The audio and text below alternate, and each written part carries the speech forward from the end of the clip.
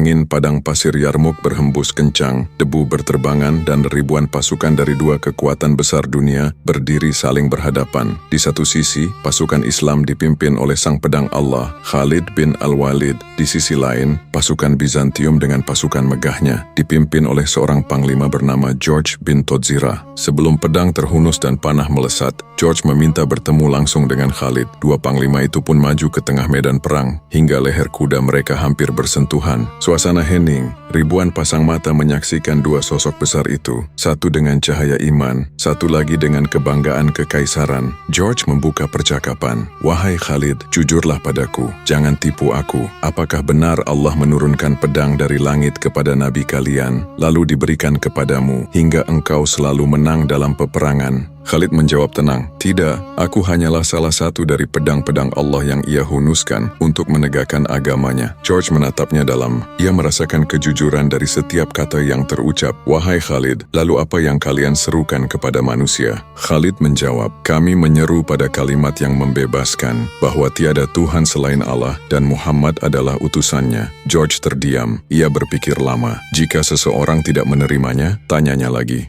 "Jizyah menjamin keselamatannya," jawab Khalid, "dan jika ia menolak juga, kami perangi dia." George lalu bertanya lirih, "Bagaimana dengan orang yang hari ini baru memeluk Islam? Apakah sama kedudukannya dengan kalian yang lebih dulu?"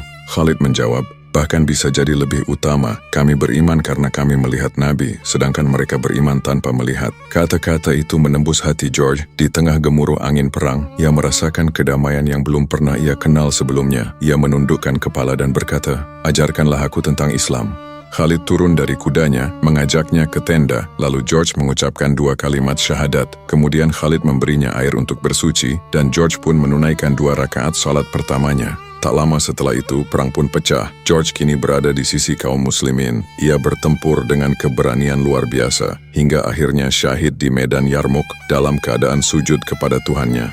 Ia hanya sempat melaksanakan 1 kali sholat dalam hidupnya, namun dengan 1 sujud itulah ia menjemput surga. Di balik gemuruh perang, Yarmouk bukan sekadar pertempuran pedang dan darah, tapi juga medan tempat hidayah turun, dan hati seorang panglima menemukan cahaya Tuhannya. Tulis Masya Allah di kolom komentar jika kamu bangga menjadi Muslim.